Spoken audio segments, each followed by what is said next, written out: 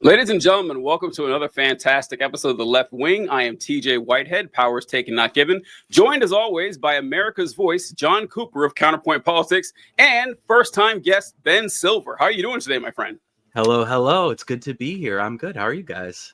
We're doing good. I'm realizing that I jumped on like slightly after you guys, and I don't think we ever really told Ben, what the rules are, what we do here. So I think we're just gonna throw Ben to the wolves here and hope he does well. Ben, are we live? We're live.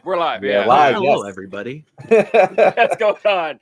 Yeah, Ben. It's pretty simple. We'll bounce back and forth with different topics and everything. If John and I ever go stone quiet, that just means the segment's cutting out, and we're gonna clip it there. At the end of the show, we'll do our outro, which consists of John opening it up, saying, "Hey, thanks, folks, for watching the show." He'll toss it to you, and then you'll plug your stuff, and then we'll go to me, and I'll close it up. It's easy. Trust me. You'll figure it out. We've had some real dummies on the show who won't name any names, but it'll be all right. So we were just shooting the shit backstage, talking about a little program called Invincible that comes on that airs on Amazon Prime. They just finished up with season 3. There will be spoilers throughout this. I'm not gonna hold you guys' hand through this. It's been on long enough time. But we were talking about, I was saying I only have a couple complaints to the show. It's an excellent show, but you could find some way to nitpick it. And I was talking about how dumb the main character, Mark Grayson, is. Guy is a moron. Every decision he makes every other episode, like, really? And then I remembered, he's supposed to be young. He's like 19, 20, something like that. And he gets punched in the head for a living, which probably doesn't help out. But John and I were in specific talking about the last episode when Mark defeats Conquest, and he tells Cecil to burn Conquest's body and walks out the door as if he just told this to a trustworthy and reliable person. And of course, Cecil didn't burn the body. He kept it, locked away in a bunker 6 miles beneath the surface of the earth. What did you think about that, Ben, when you saw that last part of the episode? My confession, I've never seen the show. It's one of those things I've seen like 1 minute segments of 100 times on Instagram. Yeah. But I don't watch stuff. I'm terrible. Although I do see a lot of YouTube videos of people like commenting on. Yeah. He's the young one, right? He just had sex on screen, which is crazy for a cartoon. Yeah. I've never had sex on screen or off. So I was like, yeah, go, Mark, go for it, man. Do it. Yeah. I don't know. You said that with such confidence when you mentioned something about, he gets a CTE for, Ben must have seen the show. I didn't ask. That's just true. That's a premise that's like true of every superhero. Yeah. What did you think, John, since we're on the topic? So, we'll definitely get Ate on to talk a full Invincible episode, because I don't want to spend too much time talking about a show Ben hasn't watched. Yeah, right, yeah. But to answer your question, TJ, Mark is a dumb character, but I honestly think the show is better off for it, because, I mean, what is the show if he isn't dumb? What is the conflict? I mean, he's the sun, right? He's just the most powerful person on the planet. They do everything well, and he still succeeds. Like, that's not an interesting show. He needs to be dumb. And but if that's not a metaphor, you inherit like the universal power over everybody. That's like Elon Musk's power fantasy. Yeah. No, and the cool thing about Invincible, Ben, is that the main character, as much as he's like baby Superman, like you start the show before he gets his powers. So like, he isn't the strongest at all. He got a lot stronger this season, but like, he gets his ass kicked a lot. And that's one of the things I appreciate about the show, is that he actually wins by just rope-a-doping half of his opponents. And that is how he succeeds. Cecil is one of my favorite characters. Cecil's great. To be created in all of media history. Cecil is the best. And he's such a great engine for moral complexity that every scene he's in is just lightning. I would argue, TJ, that Mark knew that he was going to, somewhere deep down. He might not have been consciously aware of this. He must have known, and he must have just walked away so he didn't have to deal with the weight of knowing that, of course, he's going to keep Conquest alive.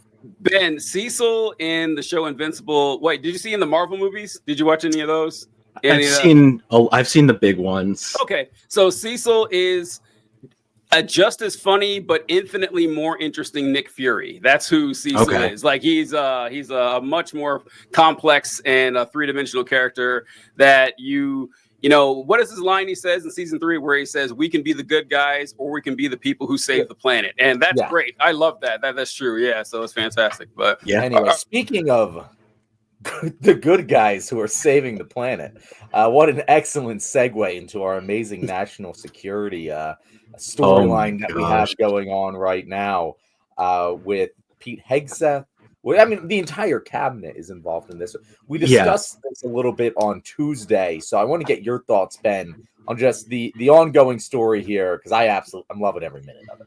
This is one of those things that is obviously like a big media sensation, but not necessarily for all the right reasons. Like, it's hilarious, it's embarrassing, it's very like, oh, ironic, but her emails kind of stuff. But like, if you stop to think about this is like, these are the people that are like this close to the nuclear codes. Like, these people are sending bombs from a signal chat. So Marco Rubio was in there like twice. And it's one of those things where it's like, is it worse if they're just so dumb that it happened by mistake, or if they were intentionally doing it to get past all of these like regulations? Because there's all these rules in the government where you have to like record, keep records of all your communications. So they're obviously trying to circumvent that. I think that one of them obliquely referenced that.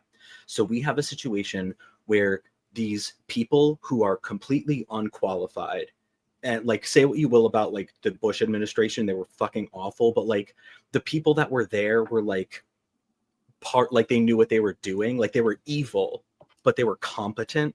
These people are just like literal drunks and nobodies who are just like in the middle of world power, proxy wars, like making these decisions behind everyone's back so that in 20 years we don't have records of it for the history book. And they added a journalist. Like, I guess it's more likely for you to have a journalist's phone number in your phone if you're one of them. Like, they all talk on background, but still, like the editor-in-chief at the Atlantic or whatever. Yeah, it's horrifying. Like, these people have access to listen to your private phone calls. Like, they have NSA in their back pocket.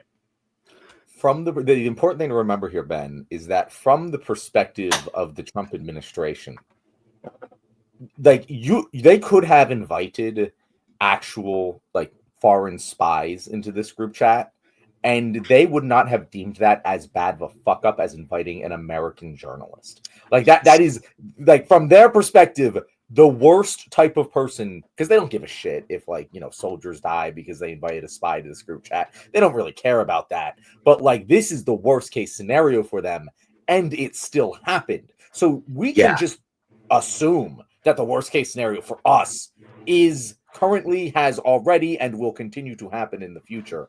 And that's a scary thought. Oh, 100%. We're focusing on the media sensationalism, but like, for anybody who doesn't know what Signal is that it's encrypted end to end, which means that the traffic cannot be read even by like a foreign military government.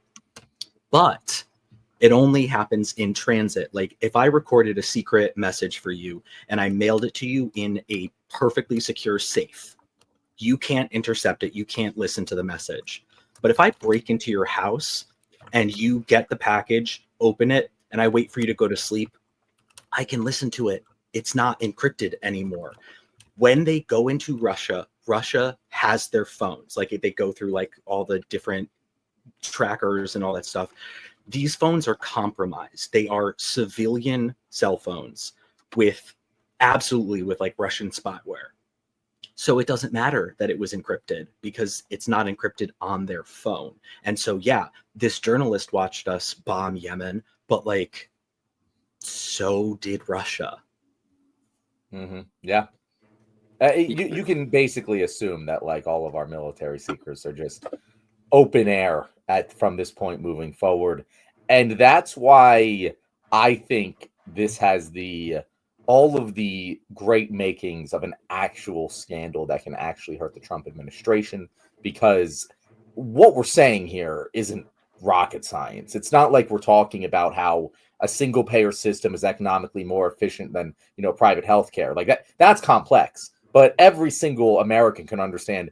Yeah, putting war plans in the group chat is dangerous. We get that. It's intuitively stupid. inviting the journalist, even if you're too dumb to understand why that's a bad thing, inviting a journalist to the group chat is undeniably the dumbest person you know can understand why that's a massive fuck up. And it's also funny. That's what I was talking about on Tuesday. TJ, you were less confident that this was going to be a big deal on Tuesday. Have you changed your tune about that? Maybe slightly, maybe slightly.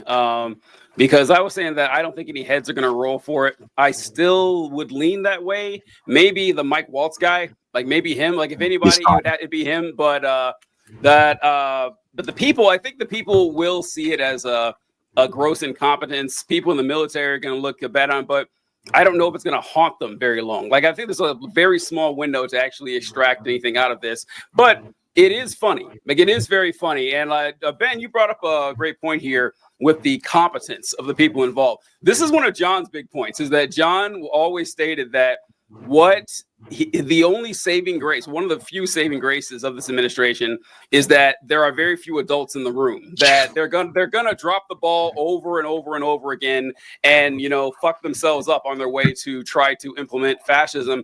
But man, that is such a good point, which by the Bush administration. Think about it. Like, say what you want about Dick Cheney and Donald Rumsfeld, but I would trust them with literally anything before I would trust J.D. Vance and Pete Hegseth, right? Like Dick Cheney and Donald, that is a significant drop in quality for your, evil overlords and everything. And I wrote down here, what's interesting about this? Oh, John, you mentioned the war plans thing. So I don't know if you guys saw what Pete Hegseth said about this, because when Jeffrey Goldberg, I believe the name of the reporter was, he first put out an article saying the Trump administration accidentally shared their war plans with me. And Pete Hegseth came out and says, well, actually, they weren't war plans. I don't know what he's talking about.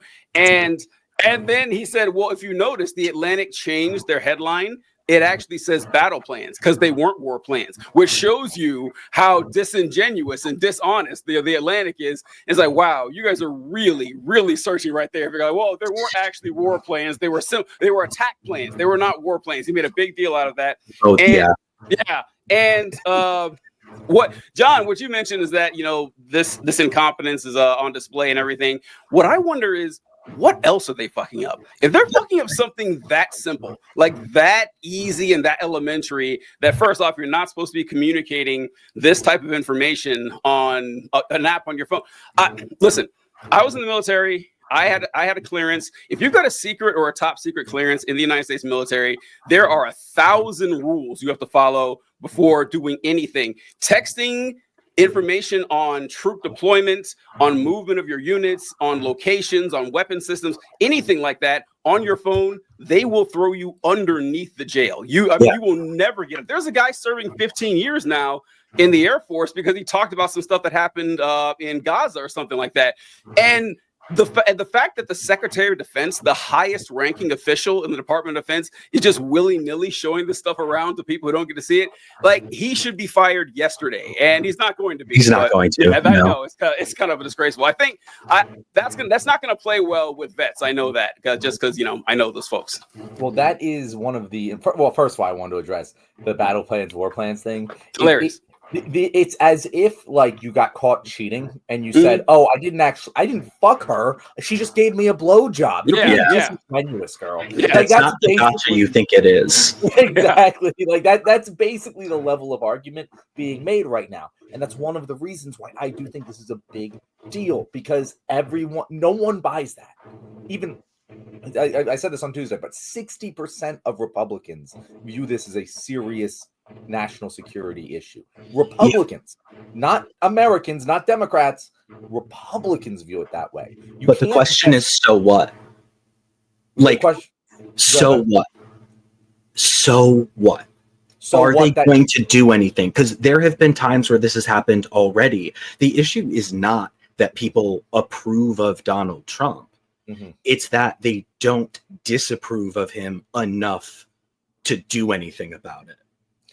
Well, see, here's the thing, Ben. And I'm, by the way, the constant optimist. I'm constantly talking about the silver lining of even when things are really bad. I'm like, okay, what is the silver lining here? What can we do moving forward off of this? Mm-hmm. And this has given me more confidence than a lot of things, pretty much anything else that's happened, because what TJ said, vets aren't going to like this. And I know that like we poo-poo that, but if it comes down to it, making sure that our armed forces think that Donald Trump doesn't have their back is a very, very important thing in the long-term game here. So there's that. That's why it matters too.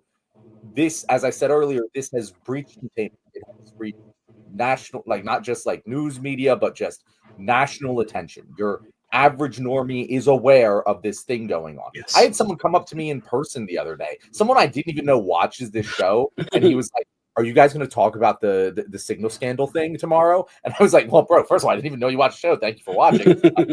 Subscribe." But also, like, this is one of the it's not quite the level of say Luigi Mangione, you know, or the sub thing, but when it reaches that critical mass, you know, people are talking about it in the streets, and that's where Trump's voting base is. It's people who don't really pay that much attention and kind of just go with the vibes. And Trump's entire claim to power in Congress over the Republicans is his ability to mobilize a very solid 33% of the Republican base against any and primary anyone in Congress. If he loses that ability, he suddenly loses power over the Republican Party, which significantly hampers his ability to just do whatever he wants. And this is the kind of thing where everyone looks at it and they're like, you can't just say this isn't the thing we're all seeing. And it damages his credibility among normal people who don't pay attention, which it's not going to be the end of this. There's still a long fight to be had, but I do think this causes significant damage. Yeah, there are two types of Republicans in Congress and the Senate. There are the ones that fucking hate Donald Trump. I'm not allowed to swear. I assume I'm allowed to swear. Yeah, you're allowed to fucking swear, yeah. And then there are the true believers. Like, you've got your Marjorie Taylor Greens. She, in her bones, believes this. Mm-hmm. You've got your Mitch McConnells, your Lindsey Grahams. They are just cynical, power-hungry exploiters. They hate Donald Trump. They'll talk about it all day on background, but they want power. So as long as he is politically expedient for them and useful, they will stay there. But it's one of those, like, I am Spartacus things where, like, as soon as one person stands up and is like, nah, this is too far, I think a lot more people will fall. And this has a couple extra things that I think will make it a scandal that has staying power. One of them is just a coincidence. By coincidence, several of the people that were in that group chat were scheduled to testify before Congress this week, just for something else. So they immediately got to be grilled by the other senators and representatives on the stand, on record, on blast. Tulsi Gabbard like straight up lied, and then she got sworn in and she was like, sorry, maybe I didn't remember, right? And so this is usually like the Trump administration. They rely on the noise. There is something chaotic happening every week. It is hard to keep track of them all. Nobody can pay attention or know enough about any of it unless you're profoundly fucked in the head like we are. But this is going to have staying power because of that. People care about it. They're going to keep talking about it.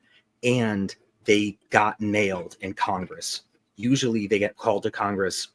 They bluster. They say, no, we're not coming, whatever. They were already there. So they couldn't weasel out of it. All right. I got two things to say on that, especially that last one you just mentioned there, Ben.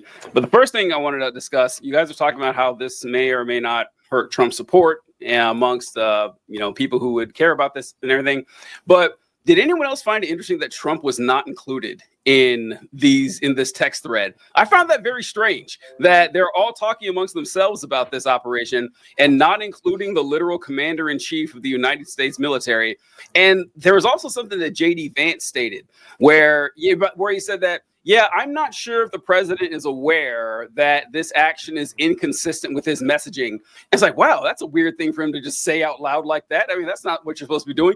And why aren't you talking to him about this? Isn't that your job? That was straight. So the fact that Trump wasn't involved in this, like, he can kind of like, oh, wow, these guys, because Trump hires incompetent people all the time. He never pays any consequences for it. Like his entire he tried to hang his vice president and no one gives a fuck anymore. So I think that Trump might be able to distance himself from it because he wasn't included in this, amazingly enough.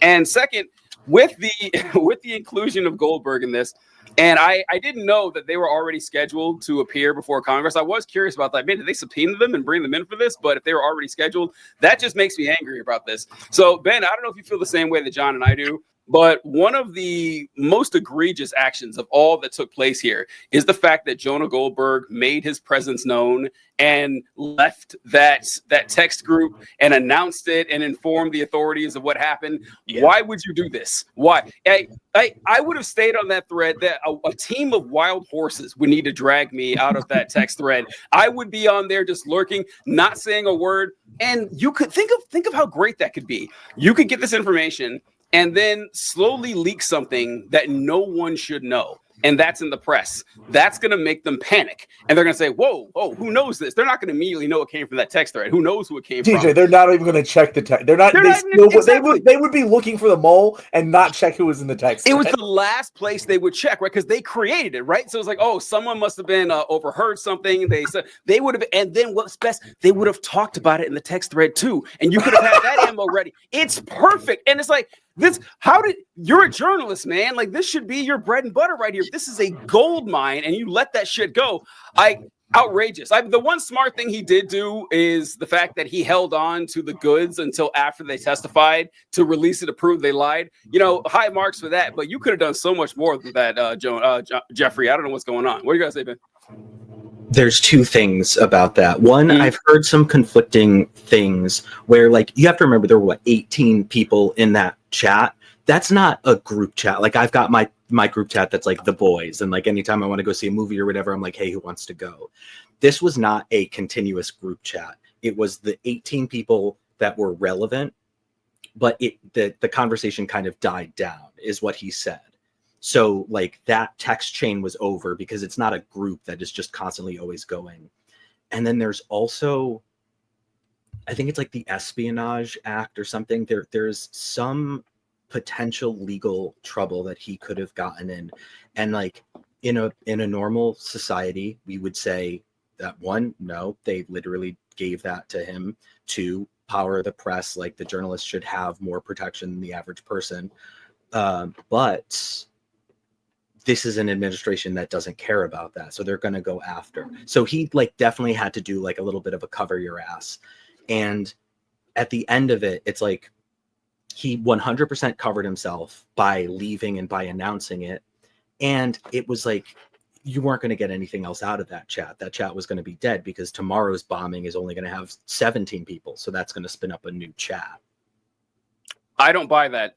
I don't buy it for a goddamn second. Not at all. There's no legal ramification you're getting if you're invited to a group chat. That's a lot. I mean, it's kind of like like a breaking and entering law. Like if I go to rob a jewelry store and I break in and they catch me after I break in, if the door is unlocked, I can't get arrested for breaking and entering. Like that, it's kind of a similar thing to that. And with the espionage stuff like that, if they were going to arrest him for being part of this chat, they would do it now. Because like what would be the different argument that, oh, you have this information now that they said it wasn't secret information, maybe that covered him. It's like, okay, well, you guys said it wasn't secret when it clearly obviously was. And there's different levels too. Like this is something that people would know if they're not familiar with how classification works in the military, that there's secret and there's top secret. Like that's obviously stuff that needs to be protected, but there's also confidential. Like just because something isn't secret or top secret, most military documents are labeled confidential and those can't be released to the public either. So either way, it's stuff that shouldn't be released to the public. And the fact that he did it and is not getting arrested, then again, it's easy to say in hindsight. All right. It's easy to say in hindsight. Right, maybe exactly. it's nervous at the moment or whatever, but I just think that if you're a journalist worth your salt and with an issue this big, I'm sticking around. Who knows if they're activating that bad boy again, but I don't know. It's easy for me to say I wasn't there. Go ahead, John. So I see what you're saying, Ben. And he did end up releasing all the text. I think that like all's well that ends well, but I'm hesitant to give him the props for it because it very much seemed like he was willing to play ball and not release everything. And it was the Trump administration just saying, yeah, what he's saying is a lie that forced his hand to give the extra information. I'm weary of a lot of mainstream media when it comes to totally security information. Yeah. Which I'm sure you are too, but I'm not saying I'm not saying that he was right to do it. I'm saying that I think that was his explanation. Yeah. And that's fair. I'm not going to sit here. I'm not going to sit here and be like, you have to put yourself in danger. But I am going to sit here and be like, if you're a fucking journalist, man, like you would like. I know journalists that would fucking slap their mother to be thrown in jail over this. You get to live on for the rest of time. Exactly. That's the greatest thing a journalist can do is be in prison for his journalism. Oh, Ken Klippenstein would be all over that. Right? Ken Klippenstein's like, put the fucking cuffs on me, bro. Yeah. Like our children's children would read about this guy in history books or shit like that, you know, if he'd stuck with this thing. But yeah, I don't know. And if you're afraid of being arrested too, I'm not writing an article for The Atlantic. The White House shared their battle plans with me if I'm actually afraid of them arresting me. And I just don't believe he was. The weird thing is, like we talked about last time, how did his name get added to this chat? Like who is the Jeffrey that they wanted to add here? Or who's the Goldberg they wanted to add here? I wonder who that guy is who's sitting around like talking to the guys in the cafeterias, like, I'm not seeing you guys' texts. What's going on? I can tell you. About, who is it? Who's supposed to be? So I don't know who it was supposed to be, but one of the things that jumped out to me that I didn't see anybody else mention, if you look through my phone contacts, everyone I have ever met, even my brother, first name, last name, sometimes parenthesis, Tinder, like whatever, where I met you. If you look at the names of the contacts in the chat, it was like TG for Tulsi Gabbard. Like technically, we just there we go. Technically, we don't know that or we didn't know it was Tulsi until she testified because she was in there as TG, and several people were in there as initials or as nicknames, which is insane. So how easy is it to add the wrong JG? Like it literally could have been JD Vance, and the G and the D are right next to each other. Yeah, that could be the case. I mean, who knows? Who knows? And that's what I was saying for. Like, it is lucky for America, that it was Goldberg and not the Houthis themselves. Like it wasn't like the Iran ambassador.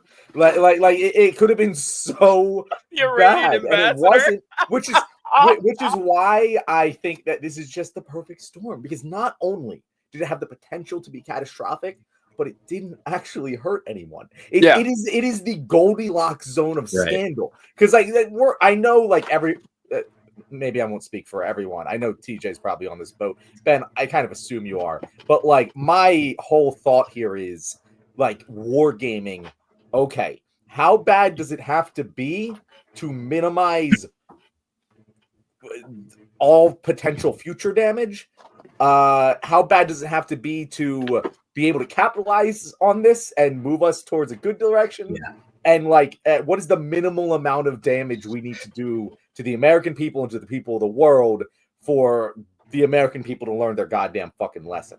And I don't know what that is, but if this is it, I'm good with it. Like if this is the absolute perfect, totally acceptable amount of damage being zero and just entirely political damage done to the Trump administration. Yeah, this is something that I think about a lot because like, look at like I'm a broad-chested upper middle class white dude in New York City. I am relatively as safe as anyone could be in America. And so stuff like, maybe not this specifically, but like when tariffs hit farmers and stuff, like I know I'm not the one that's going to be suffering that much at the end of the day. So I have to really balance that with like, oh, how good is it for this to come out? How bad is it? And I think you're right. This is a really good sweet spot where one, we have to make sure we don't stop talking about it, because this is when something catches hold, you have to just keep at it, because a million of these have happened and they haven't caught hold in culture. This one has. We need to keep pushing it. And it's just enough because it brings up more questions than answers. So then you have people thinking like, oh, well, what else is going on? What else is going on? If they're willing to do this, what else are they doing? And I do think that's how it gets the hook in the conversation. So I do think that we will actually have like conversations about this in history classes in 10 years, if there is 10 years. That's a bold statement, Ben. I don't know if I'll go. It would have to be better than my wildest dreams for us to be talking about this 10 years from now, because as much as I do think that this is a significant blow and something that, as I said, you need to capitalize, you need to grab this like a pit bull and not let go. There's going to be like 20 bigger scandals over the course of the next 4 years, and that's probably a conservative estimate. So as much as I agree with everything else you said, I'm not so confident that 10 years from now anyone's even going to fucking remember this other than us sickos. I think that Ben is right that we need to strike while the iron is hot, especially because the target has never been easier to hit on this. I hate to combine two metaphors right there, but Pete Hegseth is just a gold mine of comedy and everything. John, this is the clip I was mentioning before where he clarified war plans and battle plans. Nobody's texting war plans. Well, I noticed this morning out came something that doesn't look like war plans. And as a matter of fact, they even changed the title to attack plans because they know it's not war plans. All right. I love that. I think that is hilarious. Like that is like, you ever see someone just make an embarrassing excuse for themselves? It's like, well, these weren't war plans. They were attack plans. Now, if he wanted to be funny, he could have said like, oh, these weren't war plans. These were war crimes. That would have been an actual, funny thing to say right there. But Pete Hegseth, like not only is he desperate for attention and everything, but he also, do you guys remember how people were saying that he is an alcoholic and that he's a drunk? You guys remember them talking about that? Yeah, I think I remember being mentioned once or twice. Yeah. And so, like, that's what I would be asking that all the time. I was like, hey, Pete Hegseth, were you drunk when you put this team together? Like, were you drinking? When is the last time you hit the bottle and everything? And this has nothing to do with what happened here, but I just think it's funny. Ben, I don't know if you ever saw this clip. I'm pretty sure I played it on the show for John once, but did you see that time Pete Hegseth almost killed a guy with an axe when he was a Fox News host? Oh my God. So here we go, guys. This is a clip. Here's funny. With the axe. Who's going to win this battle with the lumberjack? That's what's up next. I'm putting my money on Clayton. Went over the target and hit this trumper.